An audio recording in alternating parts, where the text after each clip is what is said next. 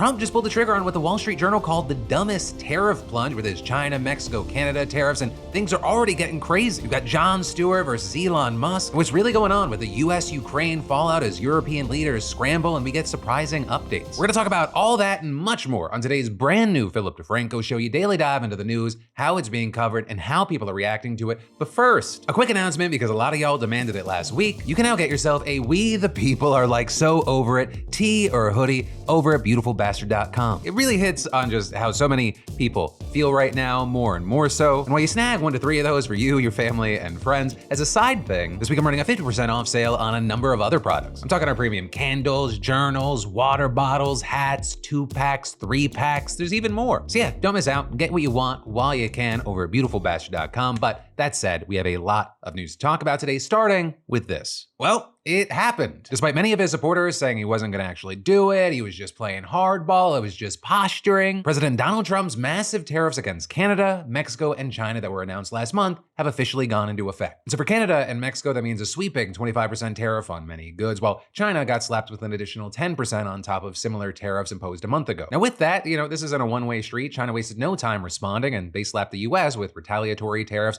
took measures against multiple US companies, and filed a lawsuit with the World Trade Organization. And that WTO lawsuit is actually the second one that China has submitted, with the first one being back in February when the US initially imposed an additional 10% tariff on Chinese goods. Though really, those complaints, they're not gonna go anywhere, and that's because disputes at the organization rely on a 3-judge panel that needs US approval. And that's before even mentioning that multiple Republicans and Donald Trump have made it clear that they are open to leaving NATO, the UN, and other world organizations. So if the WTO actually didn't side with the US, I wouldn't be shocked if we just pulled out. Also, as far as American companies go, China has added a bunch to its export control list, meaning that they won't get access to certain Chinese goods no matter what. And notably there, American farmers are possibly the group that will feel these tariffs the most because it's their products being affected, which is a very big deal because China is actually the biggest market for American agricultural exports. Now to be clear, this doesn't mean that American farmers will spend more to send goods to China, just like it doesn't cost Chinese companies more to sell goods to Americans. But it does mean that Chinese buyers will have to spend more on American agricultural products, disincentivizing them from buying products that already operate on razor-thin margins. I mean, even calling it razor-thin, that's generous considering that many rely on US government subsidies to even exist. But with that, you do have Trump saying on social media that he has a plan. With him writing on Truth Social to the great farmers of the United States,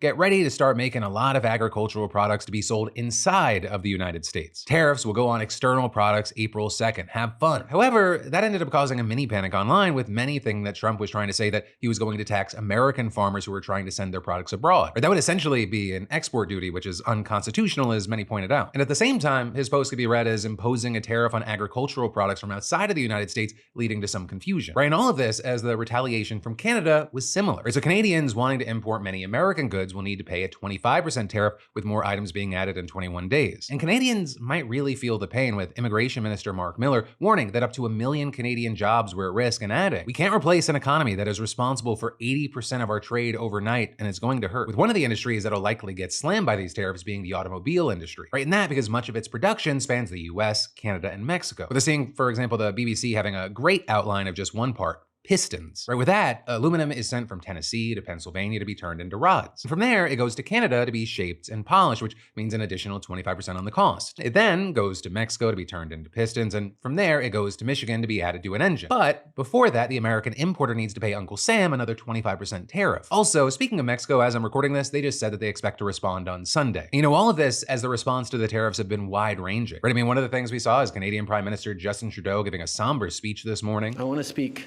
first directly to the American people. We don't want this. We want to work with you as a friend and ally. And we don't want to see you hurt either. But your government has chosen to do this to you. As of this morning, markets are down, and inflation is set to rise dramatically. And he's right about the markets. Leading up to the tariffs, essentially all of them have been falling. The Dow is down nearly 3% over the past 5 days. The NASDAQ is pushing 5%. The S&P 500 is hovering around 3%. And Canadian stock exchanges are similarly feeling the news. But then also, going back to Trudeau, we saw him go on to say, they've chosen to launch a trade war that will, first and foremost, harm American families.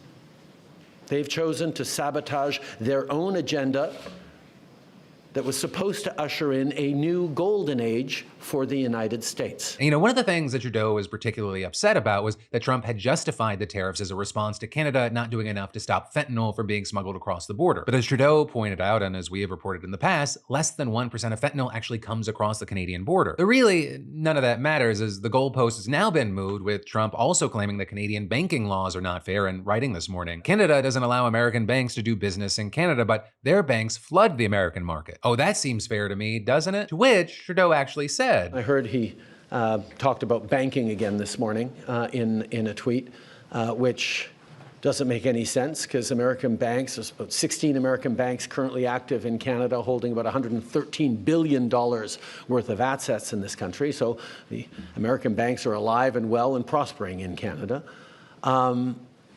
It's an example of not really being able to see what it is that he wants. What he wants is to see a total collapse of the Canadian economy,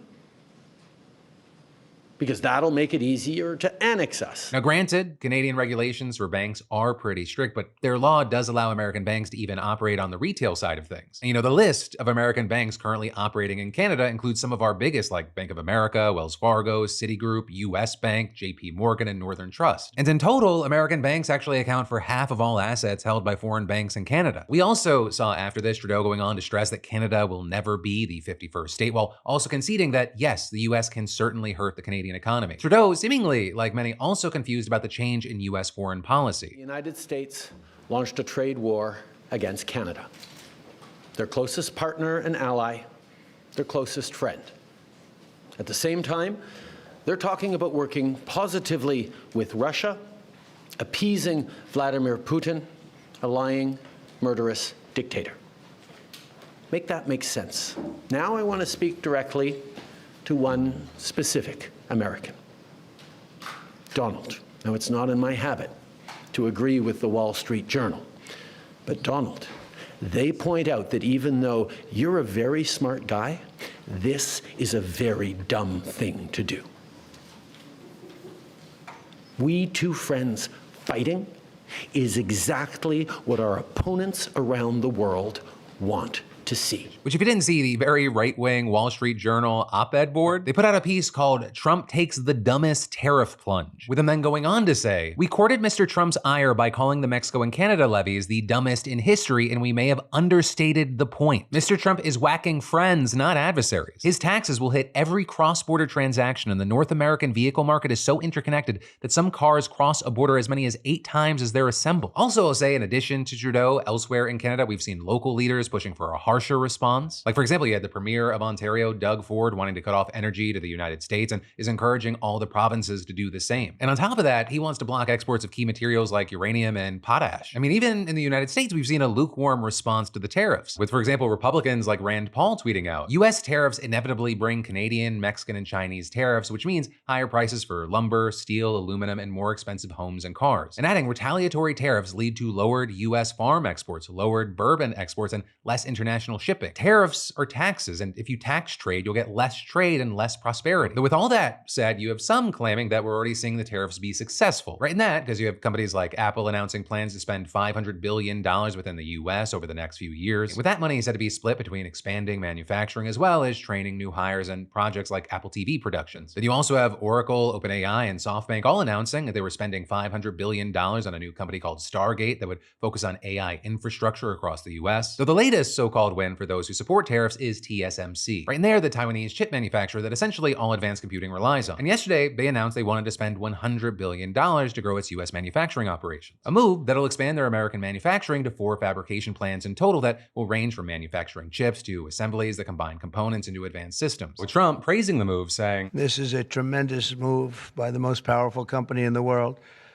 It's a matter of economic security. It's also a matter of national security for us." With them also saying that would help TSMC spread their manufacturing out from just Taiwan, where it's arguably vulnerable to a Chinese attack. And this, as TSMC's chairman and CEO predicted that these expansions would mean that 40% of the global chip market comes from the US, though I will say such a goal is considered ambitious. However, it should also be noted that TSMC is generally reluctant to open manufacturing centers that produce their most state-of-the-art components outside of Taiwan. News like this has caused some people online to praise the Trump tariffs, saying things like, to all the people saying tariffs don't work, here is TSMC saying they are going to invest $100 billion in the US, build 5 new facilities, and create 20,000 American jobs. Probably just a coincidence. Although to attribute 100% of this situation to tariffs, that's disingenuous. The Biden administration had worked hard to give companies like TSMC huge grants to expand their US operations. But all of that said, as far as the big picture here, it is widely expected that the net results of the tariffs, it's gonna mean that economies across the world are gonna take a hit and prices are gonna skyrocket. Though honestly, we're gonna have to wait to see how all this plays out, both in the kind of grander scope, the more generalized scope, and with more of the specifics. Specifics like with each country, including, we need to wait to hear from Mexico on Sunday, as well as general updates and general tariffs. With, for example, starting next week, we're supposed to see tariffs on all aluminum and steel, regardless of where they come from. And then in April, that's supposed to be on agricultural products and foreign cars, regardless of their origin. We'll cross those bridges when we get there. And in the meantime, I gotta ask you, what are your thoughts here? Because for the newbies here, yes, this is a news show, but I also want it to be a conversation. So whether it be on this or anything else that stands out to you today, let me know what you're thinking in those comments down below, and you might actually get featured in commentary at the end of the video. But then, shifting gears to an update on a story we covered yesterday, Hasan Piker's ban is already over. And that ban that ended up just being a 24-hour suspension came after he said this late last week while reacting to a clip of House Speaker Mike Johnson talking about Medicare fraud. If you cared about Medicare fraud or Medicaid fraud, you would kill Rick Scott. Okay. With that then festering for several days, many arguing that it was an open call to violence against Rick Scott, who's a US Senator from Florida, with then all of that culminating into the ban that happened yesterday, though that has now been lifted. But also, before that got lifted, he put out a video on YouTube last night titled, I Got Cancelled. In it, he walked back his language, but also still dug into Scott. Okay, so obviously, I shouldn't have used hyperbolic language, and there's definitely some ownership that I must take. Some apologies there. I should not have said Mike Johnson should kill Rick Scott. I should have simply said Mike Johnson should punish Rick Scott, perhaps with the, maximum punishment, whatever that would be, for defrauding Medicare and Medicaid for over $1.7 billion. Right, and to give some context there, what he's talking about involves a healthcare company that Scott founded in the 80s called Columbia Hospital Corporation, with it then later going on to become the largest for-profit healthcare company in the country, with Scott serving as its chief executive, at least until he was then pressured to resign in the 90s after a massive fraud scandal, which in part accused the company of overbilling Medicare for services that it provided, as well as alleging that it illegally structured business deals so that Medicare picked up the cost of corporate expenses and provided doctors with kickbacks for patient referrals. With the company eventually agreeing to pay $1.7 billion in fines to the government, which at the time was the largest healthcare fraud settlement in US history. And while Scott has recently called the scandal political persecution, you had Hasan calling out what he sees as major hypocrisy in the Republican Party and adding, I was obviously not asking for people to kill Rick Scott. I think that would be ridiculous. I think that justice should be served, however, and justice has not been served against Rick Scott in this case. Justice rarely ever gets served against rich people who exploit others, against rich people who defraud the federal government. You get a $10 million care package with $300 million in stock options for defrauding poor people that absolutely need this medical care. But he also didn't stop there, with Hasan then going on to call out fellow creator Asmongold, who in a video condemned Hasan for his initial comments on Scott and pressured Twitch to take action against what he called open calls to violence. I think Asmongold is covering this because he wants Twitch to see it. He's done this a couple times in the past couple of weeks. I understand. We are ideologically butting heads on Twitch. There's plenty of disagreements there. And I think that he's doing this deliberately, I will say, in an effort to, stir a little bit and try to get me banned, which worked. With Hasan then expanding that conversation to other notable conservatives who condemned him. And every single person, not Asmongold, but every single Republican operative online, from Tim Pool to Libs of TikTok to many others, know that that is the reality. But they also want you to be distracted.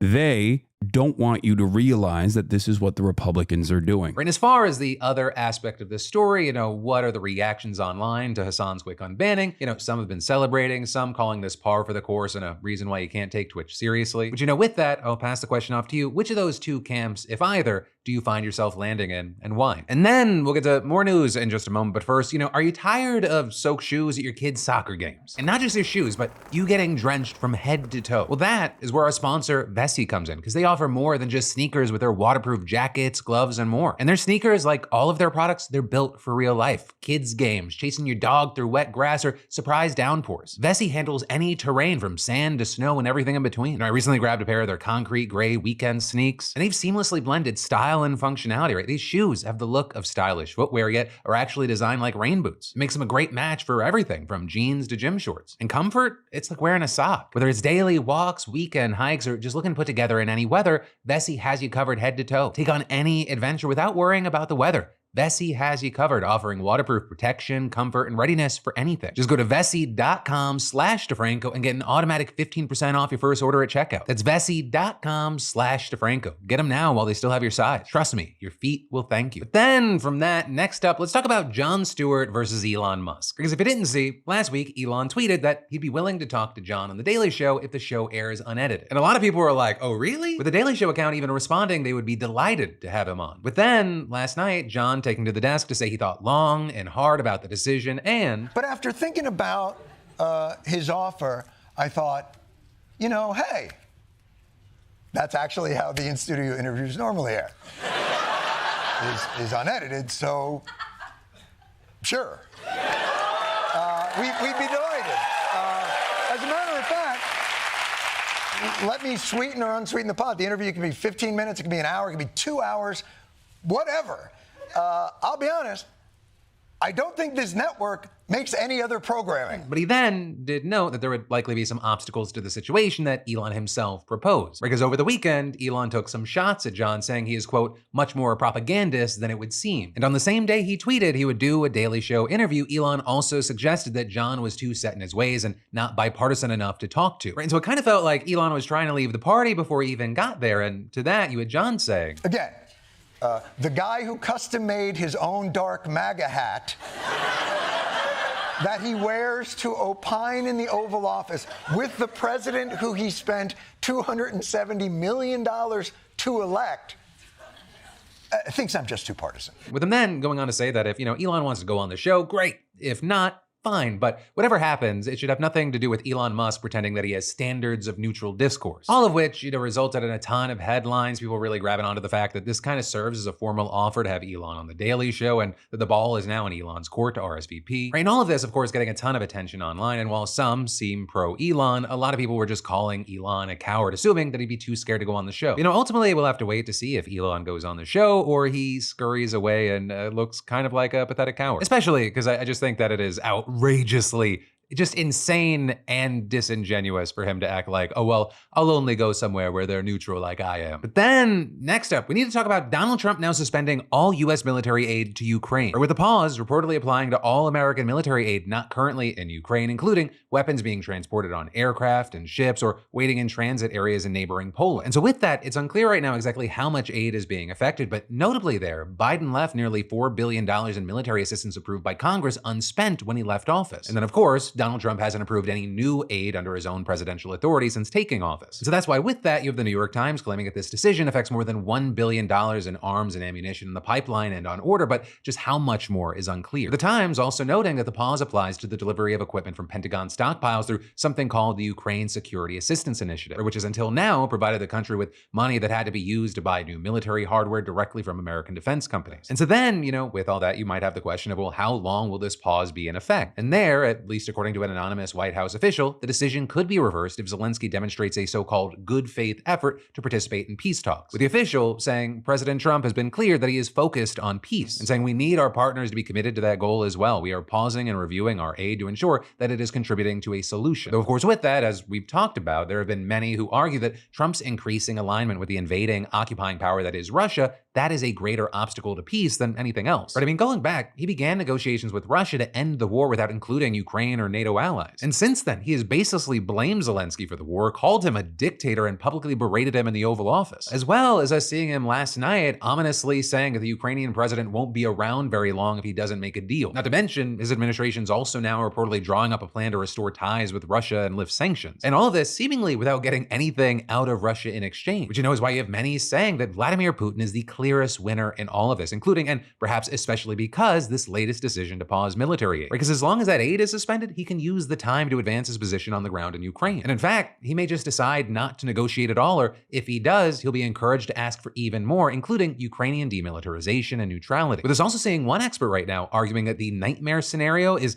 that the US and Russia announce a deal soon and then tell Ukraine and Europe to take it or leave it. And actually adding to that, you have Senator Jeanne Shaheen, the top Democrat on the Senate Foreign Relations Committee, saying, by freezing military aid to Ukraine, President Trump has kicked the door wide open for Putin to escalate his violent aggression against innocent Ukrainians. And finally here you had Michael McFaul, Washington's former ambassador to Russia under President Barack Obama, likening the move to an alternative history where the US aligned with Germany in World War II, with him writing on X. That's what this current moment feels like, 3 years into a war between an imperialist dictatorship with autocratic allies and a democracy. Trump just switched sides. You know, with all that, the big question you have a lot of people asking is, can Ukraine survive without US support, and for how long? And there, I'll say, well, to start, military experts do say it will take time for the impact to become clear. For example, Republicans in Congress held up aid for several months last year, and Ukraine managed to hold on. But also, notably by the end of that, they were running out of artillery shells and air defense interceptors, with US military leaders warning at the time that further delays might result in Ukraine losing the war. And of course, there's a reason for that. Well, Trump has widely overstated how much American money has actually been spent in Ukraine. It is true that no single country has come close to providing the amount of aid provided by the US. But on the other hand, Europe's been really picking up the slack to some extent, with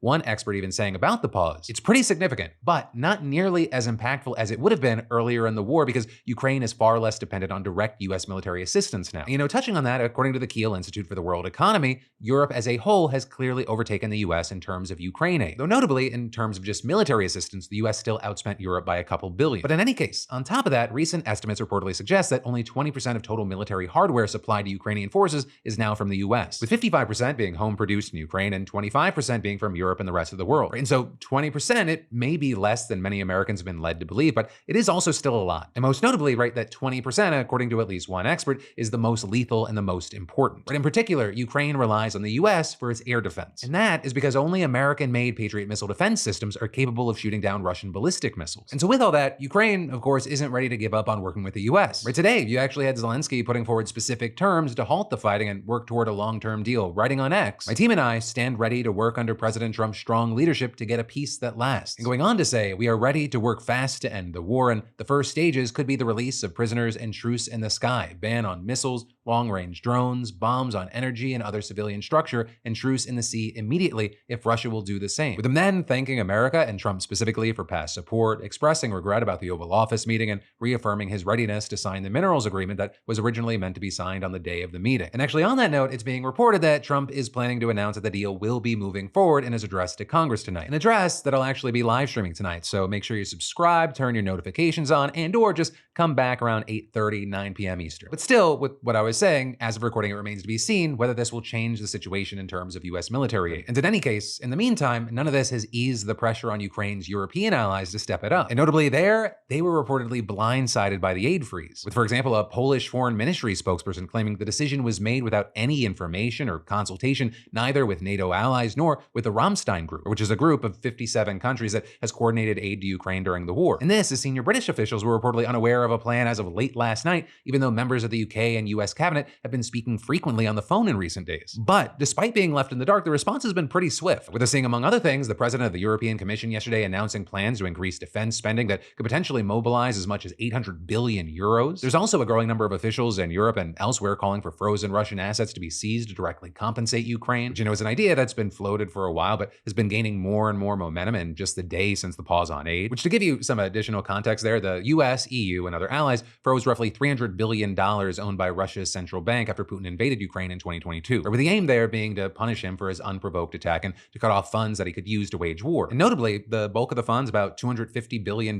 they're in financial institutions outside of the United States. And so it's something that could potentially be done without America being on board. And it's something that countries nearer to Russia, such as Poland, Estonia, Lithuania, and Latvia, have openly supported. Though notably, countries like France, Belgium, and Germany have resisted the idea in the past. But for now, everything is changing and evolving at a rapid pace, and so we're gonna have to see where everything saying goes. And not just in the United States with Trump and this administration regarding Ukraine, but on the European side as far as the effort to build a so-called coalition of the willing to secure peace in Ukraine. But then, switching gears from that, for your daily dose of good news, let's talk about this guy saving 15 kids from a burning bus. So his name is Dorian Pace, and he's a bus driver for the Cleveland Heights University Heights City School District in Ohio. You know, last week he was doing his route with no problems, taking 15 kids to the Monticello Middle School, when all of a sudden, about a mile away from the school, the bus gave out a loud boom, with Dorian saying that's when he radioed for a replacement bus. But then he saw the smoke rolling in and the first few flames, saying, "I recalled my evacuation training with students and basically told them they needed to get off the bus." And thankfully, Dorian managed to very quickly get all 15 kids out and 100 feet away from the bus before it was engulfed in flames. So them even saying that once everyone was off the bus, the situation hit him hard and it felt like something from the movie Speed. With us also hearing from a couple of the students who spoke with local news outlets after the fire, and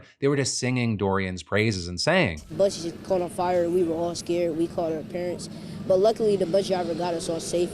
And he already called for a backup bus." I remember when I first got on the bus and it smelled like gas. It was smoke coming inside the bus and it was smoke coming outside the bus and it was black.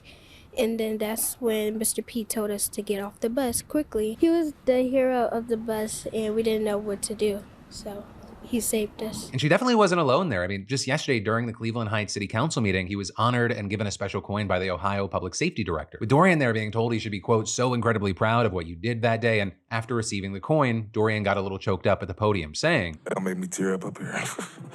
I want to say that we have to be proactive with prayer, because I believe that's the reason why nobody was harmed in this situation. Now, I will say, with all this good news, of course, there are still a lot of unanswered questions about how this happened, especially because this fire reportedly started behind one of the rear wheels, despite the bus passing an inspection just 2 weeks before. Though also, regarding moving forward, out of an abundance of caution, the superintendent said that the school's mechanic teams re-inspected every single bus in their fleet. So, hopefully we learn about the actual cause after the investigation. But, in the meantime, I just want to make sure that we celebrated this absolute bamf of a bus driver. Thank you, Dorian. You never really know how someone's gonna react when the shit hits the fan, but you kept those kids calm and safe in a terrifying situation. But then, finally today, let's talk about yesterday in some commentary. Right in there, we saw a lot of the comments and the conversation being focused on Trump, JD Vance, Zelensky, the whole Ukraine situation, and those live streamers who were attacked while they were live. With Haunted Crab saying the fact that Trump and Vance were practically yelling and talking down to Zelensky like angry parents telling him to be thankful for what he's been given says a lot about how this will all turn out. Meanwhile, you had others describing the situation saying, imagine your neighbor breaking into your house, destroying it, and forcing you to sleep in the garage indefinitely while another neighbor that you thought was your friend invites you over to tell you that you're the problem for not just giving up your house. The absurdity knows no bounds, and I've never felt more ashamed to be an American. My response to that, it's a little Homer Simpson-y. You've never felt more ashamed to be an American so far. It hasn't even been a full 2 months yet. You also had Brandon saying President Zelensky deserves more respect than he got from Trump, saying Zelensky was completely calm and respectful while Trump and Vance were shouting like toddlers. Baby Stone adding, Zelensky's right. JD Vance saying, I've watched and seen the stories is such a stupid thing to say in response to, have you ever been there and experienced it? And adding, there is no negotiating with an entitled madman, not even when you're mad too. With also abbreviated reviews chiming in to say, it's crazy to think that Zelensky was able to articulate more reasonable and logical arguments in a second or third language than either our president or vice president, saying it really goes to show the quality of both parties in their respective roles. Trump's just over there yelling and belittling people, talking about starting World War III while literally doing exactly what the United States did in World War II while Germany was invading Austria, Czechoslovakia, and Poland. To which I just gotta add there, and it's gonna be a little bit crude because I am actually, you may not know this, I am actually a very crude person. I just try to polish